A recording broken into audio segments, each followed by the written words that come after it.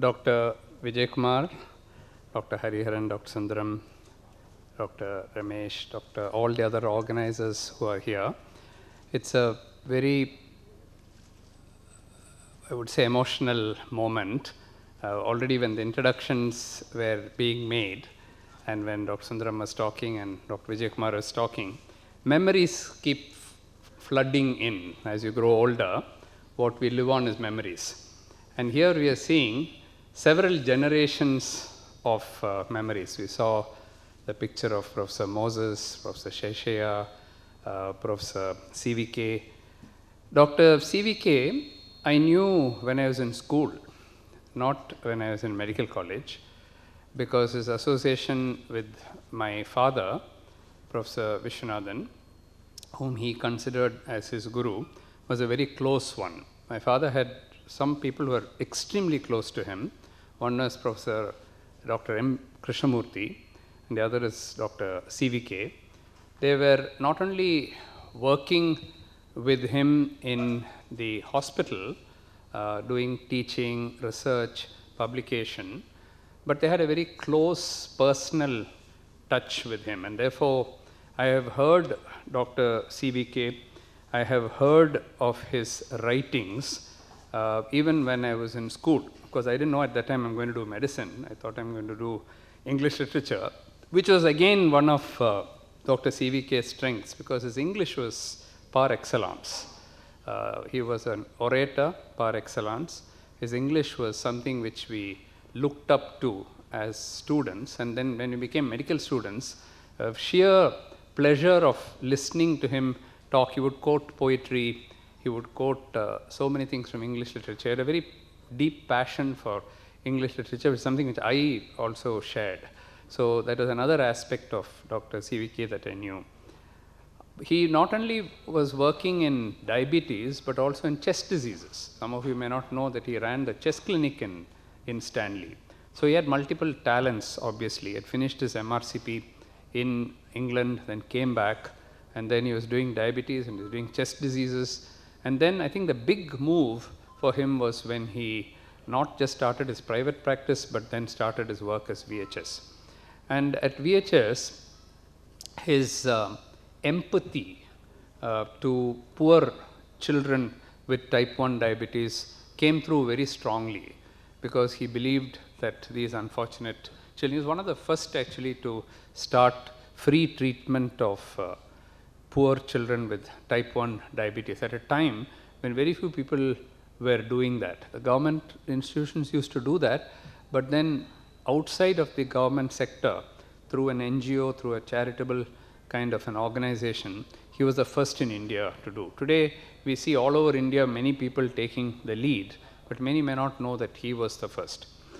And then through his late wife's interest, Dr. Prema Krishnasamy, another very lovable, very loving, very efficient and very popular obstetrician and gynecologist, who had as big a practice as him, came his interest in diabetes in pregnancy, gestational diabetes, type 1 going through pregnancy.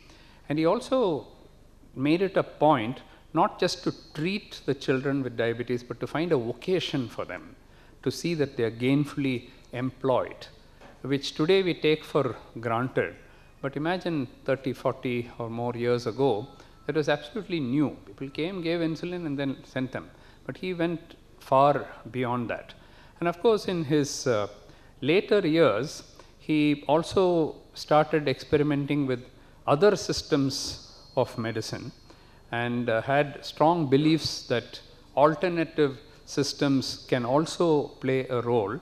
And he has done some seminal work on that also. These are areas which we would hesitate to enter because we know nothing about it. But he made a mark there also by studying various other non-traditional methods. He always believed that it's very important to avoid side effects of drugs, and he would never give any drug to anybody if he thought that there was even a 1% chance of that patient developing a side effect due to the drug.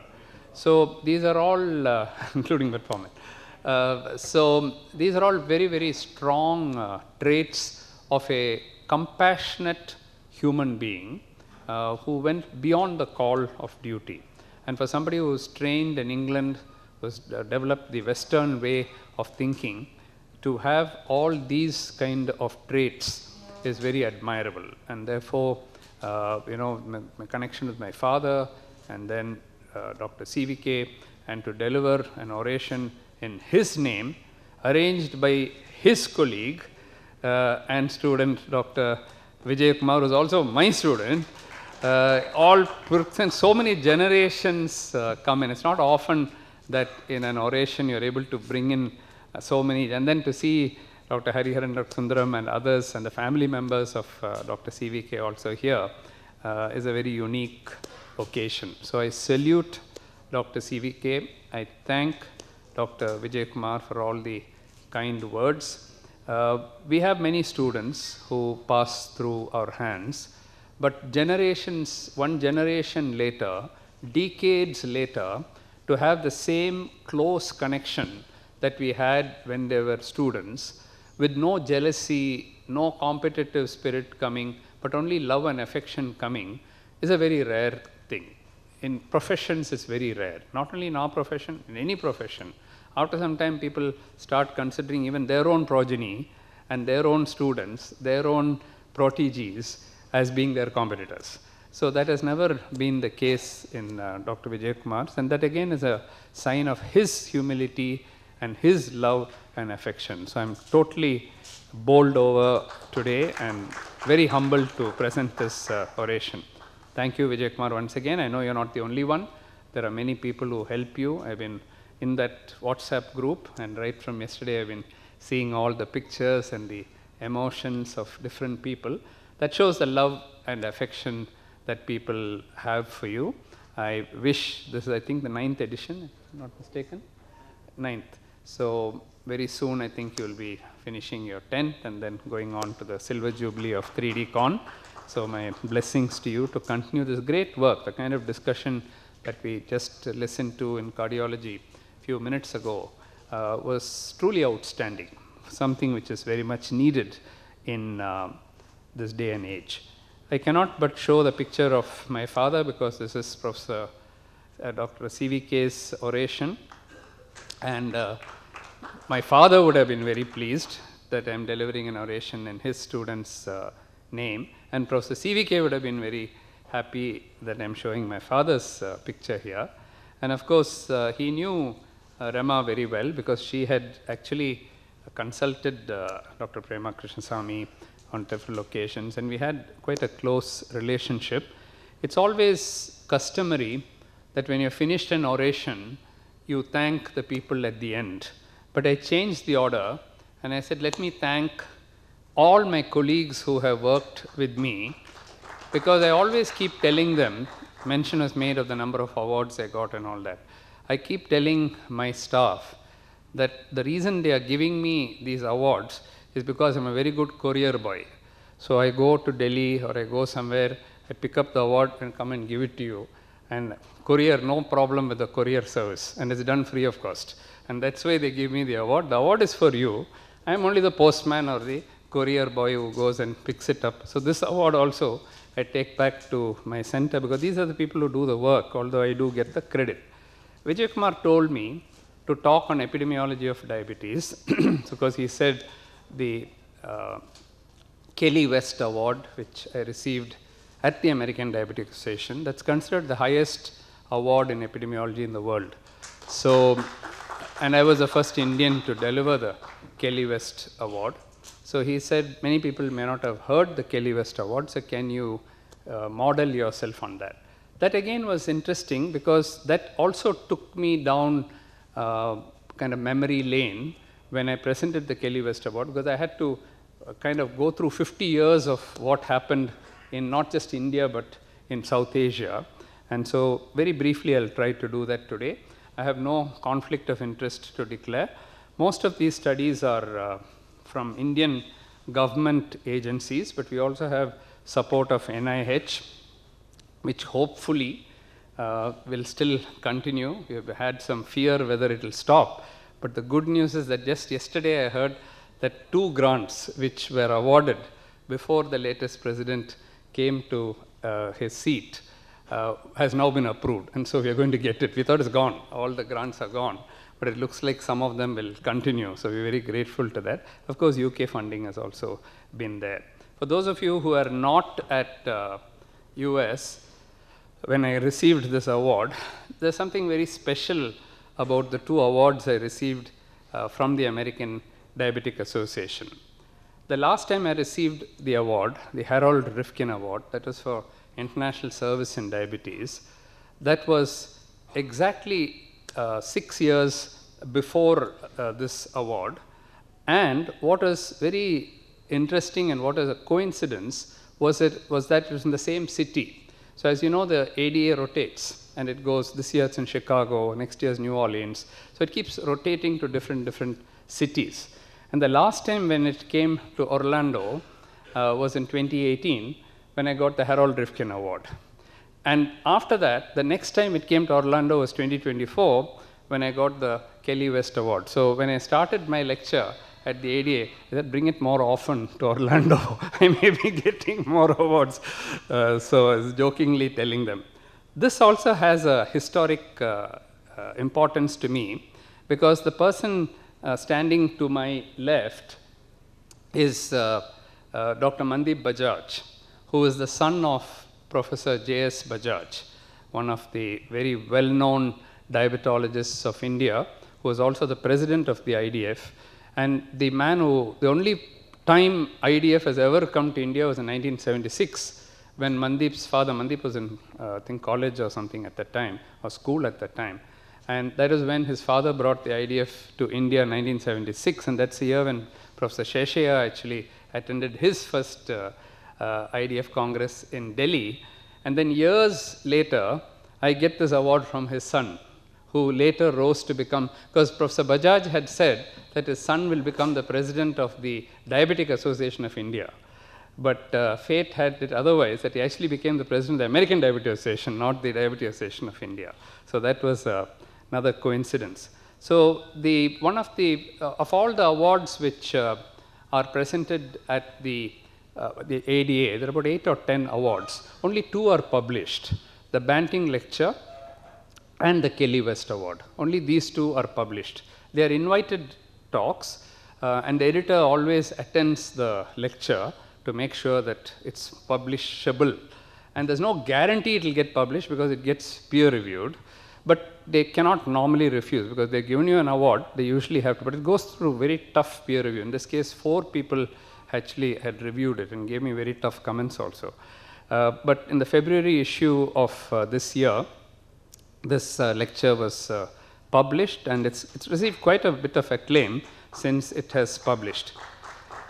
The story actually starts in 1972, and that's very significant for me, because that's a year when I joined my father in doing my research on diabetes. I joined MMC in 1971, but 71 to 72 we didn't do anatomy physiology. Those days we did pre-medical, so we had English, physics, chemistry, biology, and statistics, which was later discarded.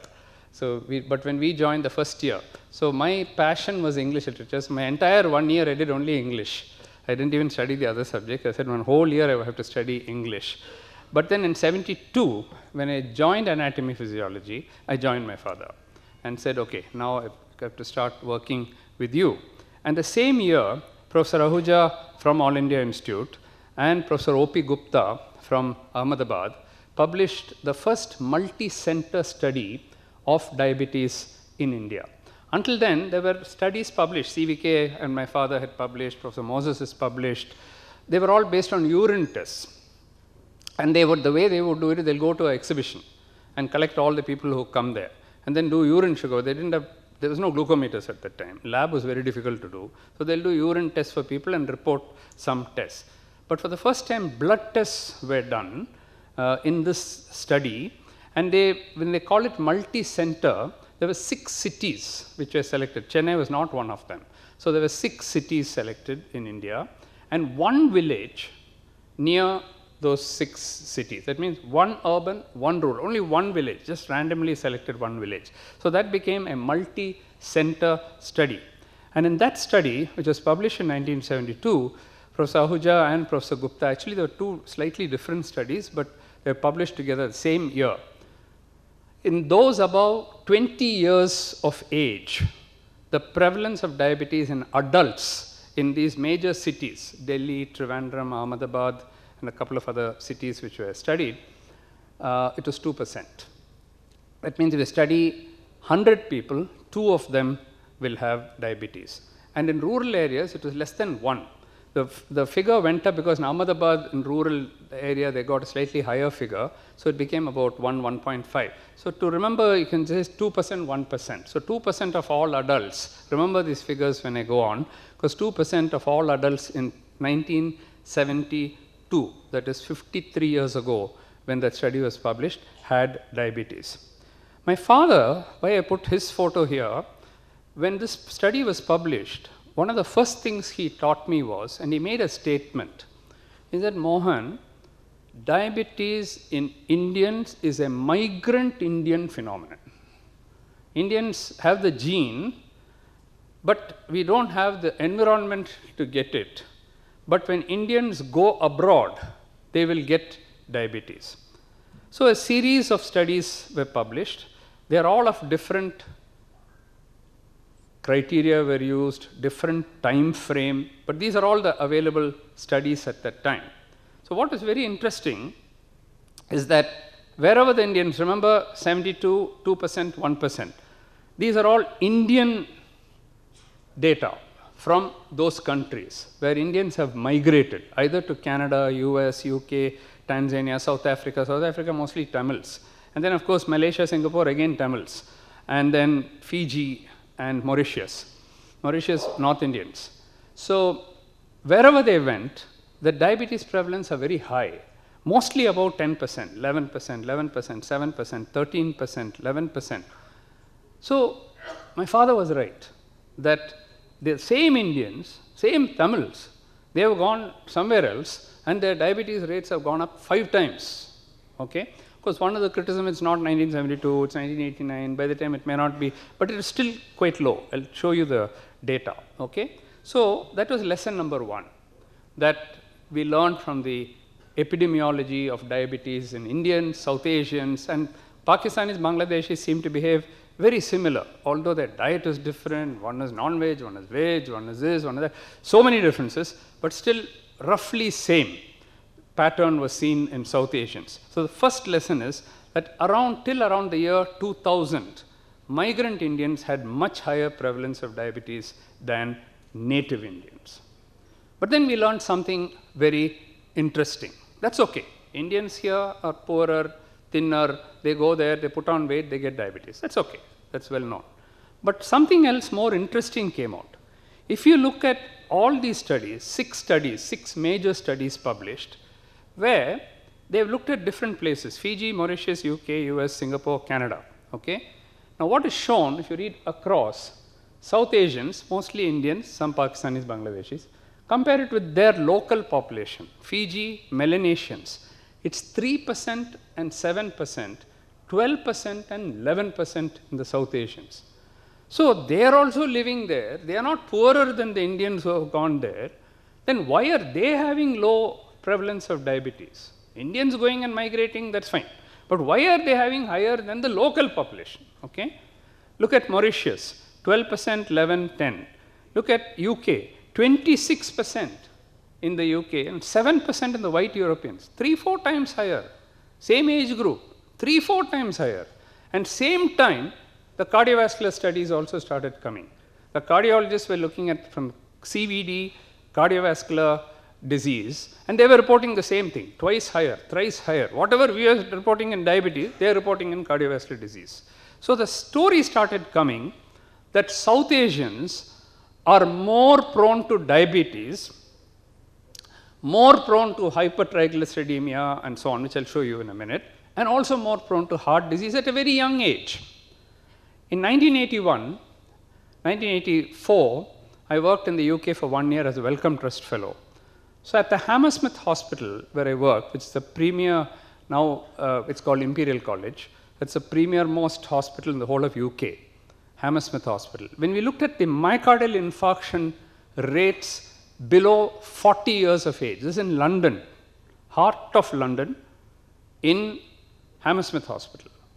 When we looked at all the myocardial infarction rates below 40 years of age, there was not one single white man, not even one, who's admitted in the ICU with a heart attack, was a white man. They were either South Asians or black people. So below 40, no heart attacks in white people. So striking, 100%, that not even one white man had got. So we started thinking there's something which is making us get heart attacks at a young age. And of course, diabetes was one of the prime things. Same thing in Singapore, same thing in Canada, same thing in Malaysia. Wherever you study, the Indians standing out. Now, repeated studies were done in Singapore, 1990, 2000, 1980, 90, 2000, 2010. In everyone, the rates went up. Okay?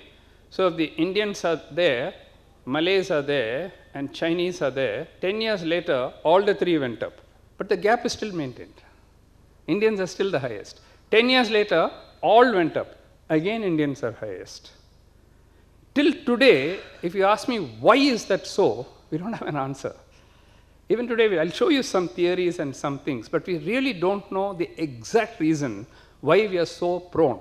And that's why when Dr. Narsingan says about statins and taking statins and all that, I entirely agree.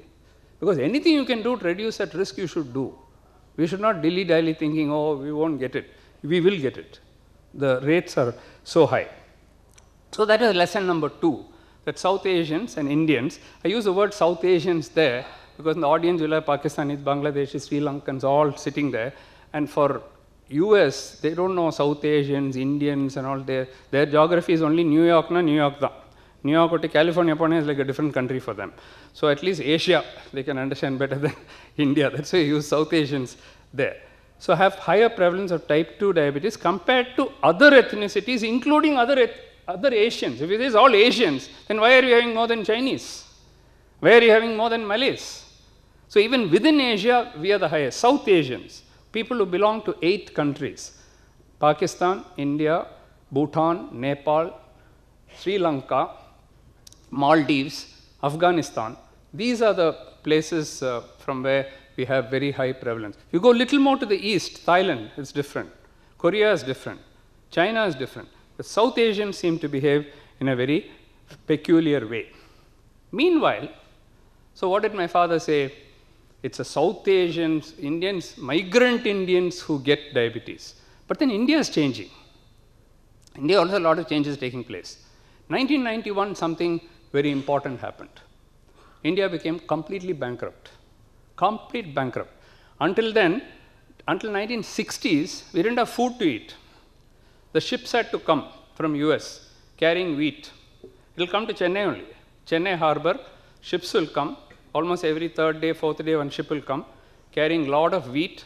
That wheat will get distributed through the public system and the headline will come in the paper. Don't worry, 2 more weeks we have food for India. We are living from ship to ship. Only the ship comes, India has food. Then they changed it. M.S. Swaminathan, C. Subramaniam, they said this is not good. And because they were getting the food through the PL 480 scheme. And they started tightening us for giving us the food. You know how they are. They give you, they start bullying you. Then they said, no, we will make our own food. So the Green Revolution came. Green Revolution came, but people didn't have money to buy food. And India had a policy where foreign investment is not allowed at all. 1991, when they realized that the whole country is totally bankrupt, it's now or never. If they don't open up the country, India is finished. So Manmohan Singh, as the finance minister under Narasimha Rao, opened up the economy and said, bring in all the investments. The moment that gate was opened, like a flood, things started coming in, economy started booming, liberalization, globalization, all that is from 1991, okay? Socioeconomic status improved. People are now able to get more food. They're able to eat. They're able to get scooter, something else. Those going by cycle are now going by scooter. Those are scooter going by car. All changing. The whole lifestyle is changing. But then, as the economy grew, diabetes also increased, and type 2 and obesity also increased. And that, if you draw a line there, 1991, from the studies that are available in India, I have drawn a line at 1998. Economy opened up in 1991. Up to 1988, diabetes prevalence was in single digits. You can see 3%, 4%, 5%. It's not come to double digits. 91, we open up. The next study which has come is Ramchandran's study in Chennai, 11%. It's already crossed 10%. Okay? 11, 12, 14, 15, 16. The last study we did, apart from INDAB, which I'll come to in a minute, was the two-center study which was funded by NIH, CAR study, Nikhil Tandon in Delhi, and we in Chennai, that was published about 10 years ago. 22% in Chennai of people above 20 years of age have diabetes, and in Delhi it's 25%, 1 in 4. Remember the figure 2%, 1%, 1972? Now we're talking about 2015, 23% and 25%, 10 times it has increased, okay? In the same cities where it was studied earlier. Look at rural, same thing, 1%, 2%, 6%, 14%, 16%. In the INDAB study, which I'll briefly mention about, in rural Kerala, the prevalence rates of diabetes are higher than in urban Kerala. It's actually going the other way. Just like in the West. In the West today, the poorest people have maximum obesity and diabetes, and the rural people have more diabetes, and exact opposite of what we see here. In India, it's changing. The same thing is, we're about 10 years behind, same thing is happening now. So at this point, when this study came, 2015, the study came, I said, it's time to visit my father's hypothesis. He said it's a migrant Indian phenomenon. That time it was 2%. Now it is 25%. What is happening abroad? Is it 40%, 80%? What has happened? So let's do a study.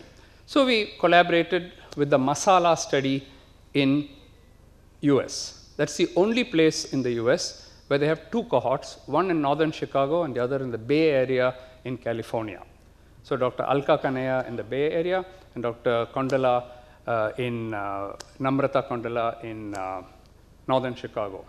So we collaborated with them, did the same age group. They study only above 40, because below 40 they don't even get diabetes in the white people.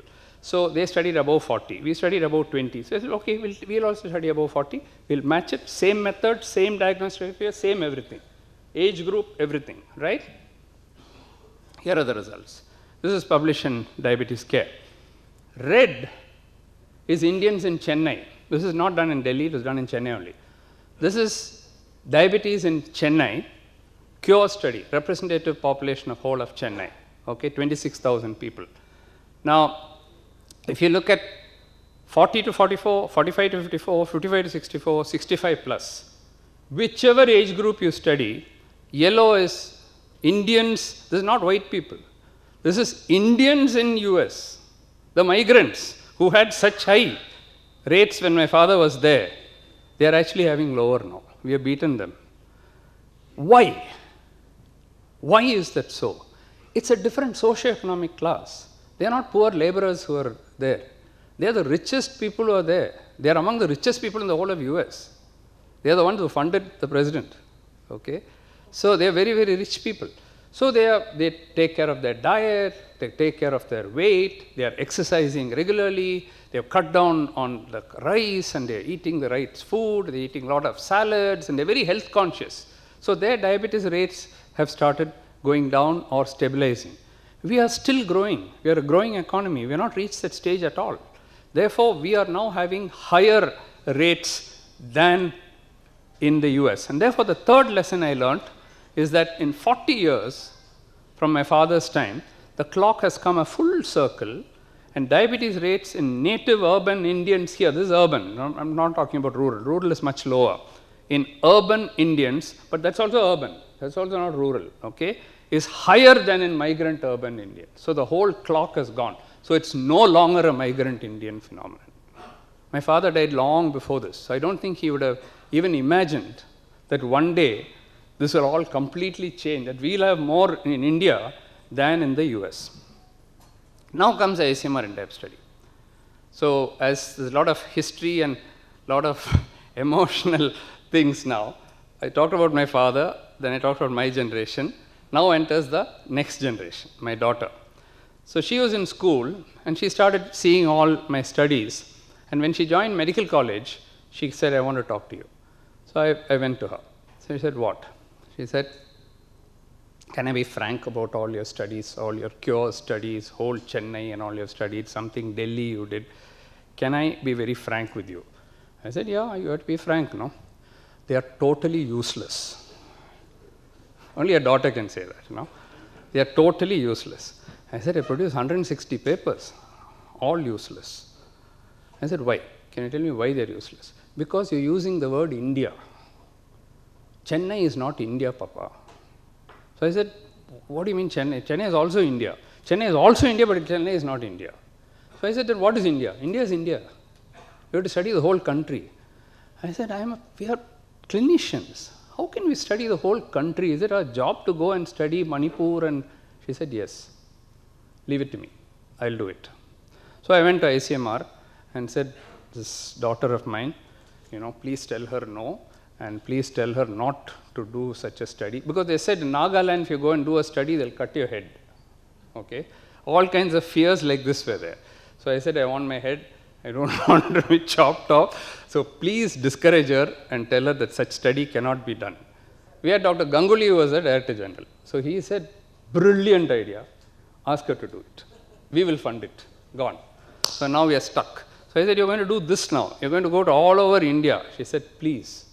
This is my dream. Allow me to do it. So that is how the world's largest, it's not 113,000 now, we have crossed 124,000 because when this was written, we had not done Jammu and Kashmir, we had not done Andaman, Nicobar, Diu, Daman, Lakshadweep, all that is not done, all done now. So it's 124,000 people. It became the world's largest, most ambitious epidemiological study on diabetes ever done. Nobody has done this. Because when you do a study in China or US or Germany, you pick one here, one there, one. You don't go to every state and study every state, and that too not a country of 1.4 billion people. It's almost impossible. In fact, not only Lancet published this main paper, which became now one of the most talked about papers. In fact, earlier this year, she got in January this year, ICMR looked at all its papers published in the last 5 years in the country. All fields, every field, every specialty, they wanted to select the best paper ever published in India with ICMR funding. She won it hands down. There was no competition at all because this size of a study had never been done in hypertension or heart disease or in any other TB, nothing else. So she won it hands down. And this is one of the most quoted papers. Any conference, anywhere you go in the world, this paper is shown. Okay? So this became, and the numbers for India, which she wanted, she said there'll be huge variation within India, Papa. You mark my words, I'll show. The prevalence rate of diabetes varied from 4% in Bihar and Uttar Pradesh to 26% in Goa, Puducherry and Kerala. I would never have imagined that it will be so low to so high, all done in the same way. In fact, what I'm not showing here is, after the study was published, Lancet wrote to us and said, I don't think such a study has ever been done in the world. So can you write an article on how you did the study? We want to publish that also. So we wrote another article in the same journal on how we did the INDIAB study. That itself became an article by itself. What are all the challenges? For example, we were kidnapped in one place. Bow and arrow was shot at us. In Mumbai, we got arrested because they said, you have got only permission from Maharashtra, but not from Mumbai. We said, Mumbai is the capital of Maharashtra. They said, no, you must get from Mumbai. And since you got only Maharashtra, you're going to jail. So they took our people to jail. Then we had to get facts from ICMR to release those people. You know, in Nagaland, we were kidnapped. In Manipur, they shot arrows at us. All kinds of things happened. Nagaland, luckily, they didn't cut our head. You know, so it's a study which is almost impossible for anyone to do. But that gave us the numbers for India. That's what she wanted, not only for diabetes, but also for pre-diabetes, hypertension, obesity, abdominal obesity, and hypercholesterolemia. Is the Asian Indian phenotype of diabetes different? There are at least 13 differences. We talked about Indians not only having more diabetes when they go abroad, but also more than Chinese, Malaysians, and all the others, Fiji and Melanesians and all these people. Why is that so?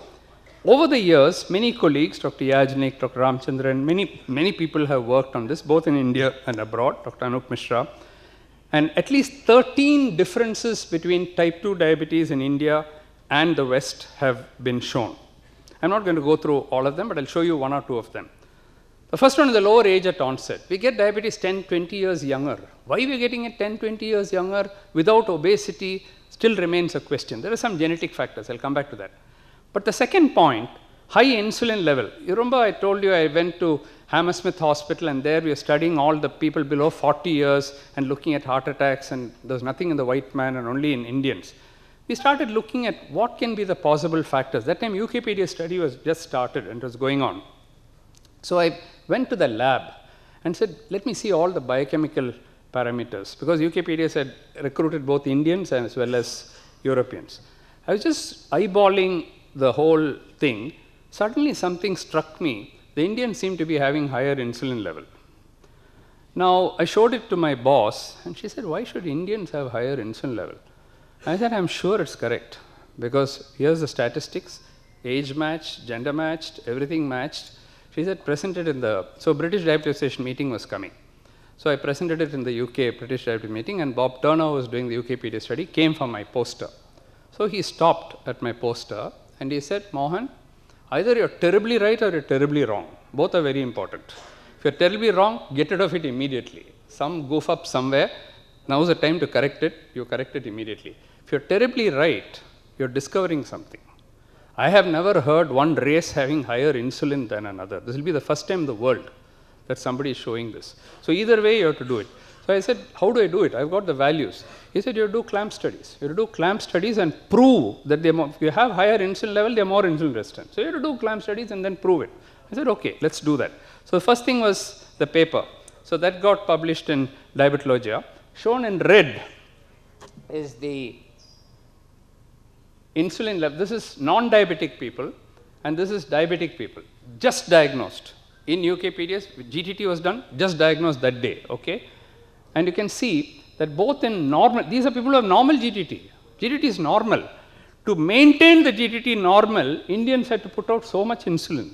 Only then the GTT is becoming normal.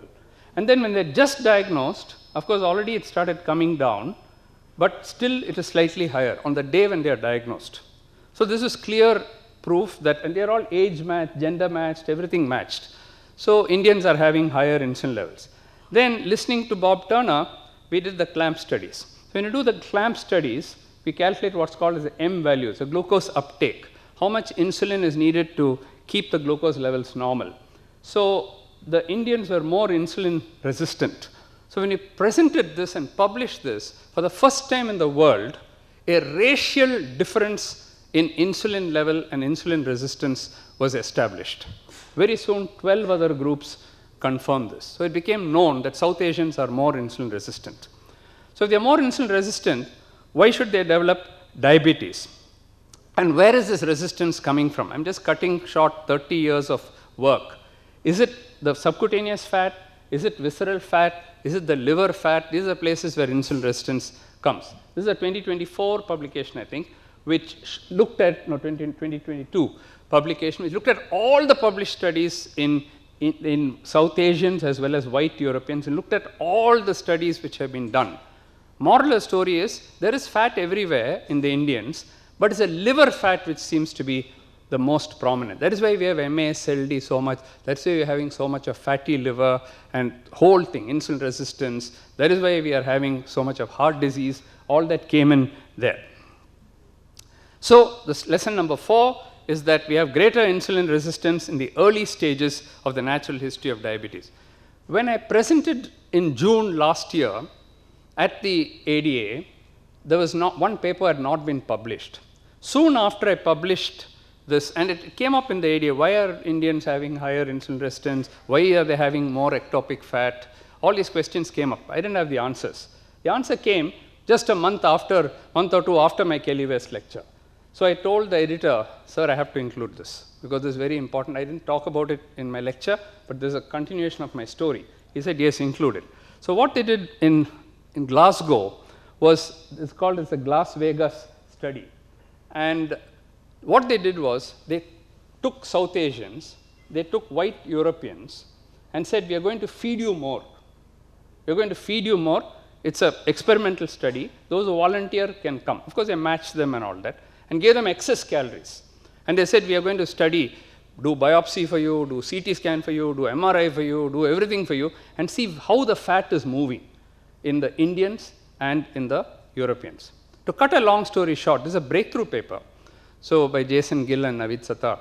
So what they actually showed was, if you overfeed the Indian and you overfeed the white European, the white Europeans have a lot of small adipose tissue in the abdominal wall. So when you eat more, those start getting expanded, their abdominal wall increases, the fat doesn't go inside, it stays there. The Indians, due to some genetic defect, have less of those. So very quickly it saturates. And once it saturates, the fat cannot stay there. So it has to go inside. So visceral fat goes up. The visceral fat cannot circulate for too long, go into the liver. Okay? So that is a breakthrough paper which came. And that is explained here, that when you take too much of calories, particularly carbohydrate, you get the subcutaneous stores get overwhelmed, partly due to genetics, and then there is fat spillover, which goes into the liver, muscle, pancreatic beta cells, so beta cell function also goes down, insulin resistance comes, and even in the heart. And that's why you have epicardial fat being more, which is why you need higher dose of statins and lower, our LAI publication shows that we need lower LDL cholesterol than what the others have. Now, insulin resistance is one thing, but to get diabetes, you need insulin deficiency. So where is this insulin deficiency coming from? This is a very large study, again 26,000 people in Chennai. We went to their homes and we did GTT in their homes. We did fasting, 30-minute and 2-hour value. Why we did 30-minute? Because we can measure insulin level at fasting and 30-minute and calculate what's called as a disposition index. So disposition index is in yellow, that's the insulin secretion, and red is insulin resistance. Now, these are people who did not have diabetes. We asked them, do you have diabetes? No. Do you have pre-diabetes? No. Are you on treatment? No. Okay. Then we'll do the GTT for you. Those who are normal glucose tolerance have the highest insulin secretion. By the time they come to IFG and IGT, the pre-diabetic part, especially if they have combined IFG and IGT, the beta cell function is dropping very rapidly. So we are not able to sustain that. We produce a lot of this insulin, but the fat is producing the resistance. The fat is also in the beta cell, and therefore we are failing. So we become diabetic.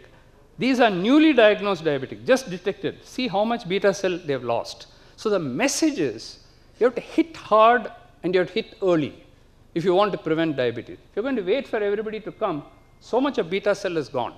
The cardiologists are not scared of talking about time is muscle. They time to, the needle. How much time? 30 minutes, 40 minutes, 60 minutes. They talk about it. But we don't even talk about pre-diabetes. We don't talk about anything. We wait for people to, oh, a little pre-diabetes. Okay, okay. You're losing beta cell function.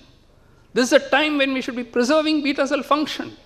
And unless you do that, the conversion rates will keep going up all the time. So that is the next lesson, that Indians with type 2 diabetes have severe insulin deficiency. This insulin deficiency is much more than the Pima Indians and all the other Indians and the Chinese and so on. That is why we get it. Now the next question, is this Asian Indian phenotype due to genetic factors or environmental factors? In fact, my guru Satya Sai Baba answered this. When he asked me why is diabetes increasing in India, in an interview with him, I said genetic factors. Then he said, 1970 and now your genes completely changed, no? He asked me. Then I knew I had made a foolish mistake. Because same people there, 2%, now 26%. He kind of glint in his eye. He said, all your genes changed in 50 years, he said. Then he said, your diet is not okay. Go and look at your carbohydrate intake. Look at your rice intake. Look at physical activity. Those are the points. It's environmental factors which is driving your epidemic. He explained it to me. So while genetic factors are important, and obviously there are a lot of new genes, we keep studying Jivas. We did 3 Jiva studies published in Nature Genetics and other journals. You do find some odd gene here is only in Indians and so on. They are not explaining the epidemic of diabetes. They're of academic interest. You can publish a paper and say, oh yeah, we found one new gene. It's not going to help you at all. But this is more important. This is a more recent study in England where we collaborated. Now, if you look at beta cell function, there are genes for beta cell function, okay? And this is in the white Europeans in blue, and in pink is in the South Asians. The genes for defective beta cell function are different in the South Asians and in the white Europeans. That's coming out very clearly. So there is a genetic component, but most likely it is epigenetic, okay? What about environmental factors? That is very clear from what I showed you earlier. 1960s, we were living like this, okay? The only thing you carried on your head, you carried a lot of weight on your head, and you're agriculturist working in the field, people played, frugal meals, all that changed since 1991 and since 2000 and 2010. We're eating more calories, our boys are sitting, working to American timings, night, their sleep is gone, chronobiology is gone, they're putting on weight, they're eating junk food, calories are going up, everything is changing. The whole thing is completely changed. That leads to 4 things. One is increased calories, especially carbs. Second is less physical activity. And third is some new things like pollution. The data, this study I took up after Baba told me. He said, go and look at your diet data. You've got data that rice and carbohydrate. I know your data, he told me. I have not even looked at my data. He says he knows my data. And he says, go and look at it. You will see that diabetes will go up with increased carbohydrate intake. So we went and we published this in British Journal of Nutrition. You can see that as the carbohydrate goes up, this is all Chennai. Everybody is eating a lot of carbohydrate, but divided into 4 quartiles. This is 200 grams of carbohydrate, that is 400 grams of carbohydrate. 4 times the diabetes is going up, 4 times. Okay? So it goes up with glycemic load, with glycemic index, with carbohydrate. If you eat more fiber, it goes down. So it is simply a matter of too much of carbohydrate and less of protein. But this is a cross-section study. Although we have adjusted for family history and physical activity, we have adjusted for everything, but still it's a cross-sectional study. So you have to do a longitudinal study. Longitudinal study, what you have to do is, you have to take a large number of people, look at all their diet, don't have diabetes now. Now you follow them for 10, 15 years, how many develop diabetes, and then you go back and see what were they eating. That's the best kind of evidence you can get. That we did in the PURE study. The PURE study now has 250,000 people in 27 countries. It started in India, in Bangalore first, then Chennai, 5 cities in India. Now it's there in 27 countries. It's the world's largest epidemiological study. It's much bigger than INDIAB, because INDIAB is only the largest diabetes study is INDIAB. This is the world's largest epidemiological study. So what we did here was we looked at rice intake and incident diabetes. So does taking too much of rice actually produce diabetes? That's what Baba had told me. So here is the rice intake. South Asia, you can see how much rice is taken. Look at Europe, 0, okay?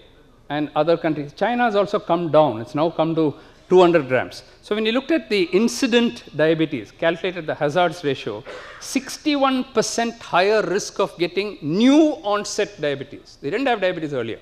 If you take more carbohydrate, 61% higher risk, okay? And in China, it's come down because their rice intake has gone down. They're eating more meat and more salad. The rest of the world, it's still significant. Overall, it's also significant. China losing significance.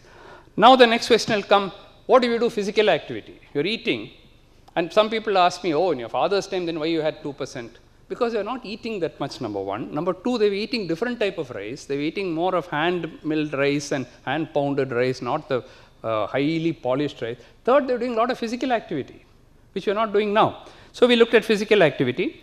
If you do physical activity, the ratio comes down, the hazards ratio comes down from 50% to 16%. So 34% reduced. It has now lost significance. You see, it's touched the 1. Once it touches that 1 unity, significance is gone. So it is still there, but so much reduced, it is no longer statistically significant. So we published in this paper saying that, yes, white rice is definitely increased to incident diabetes.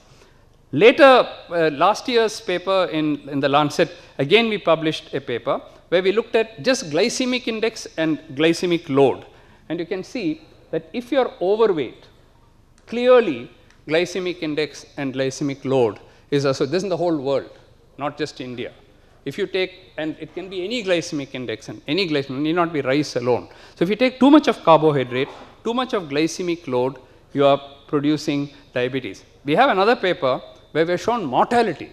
That is in New England Journal paper, where we have shown that increased mortality also occurs if you take too much of glycemic load and glycemic.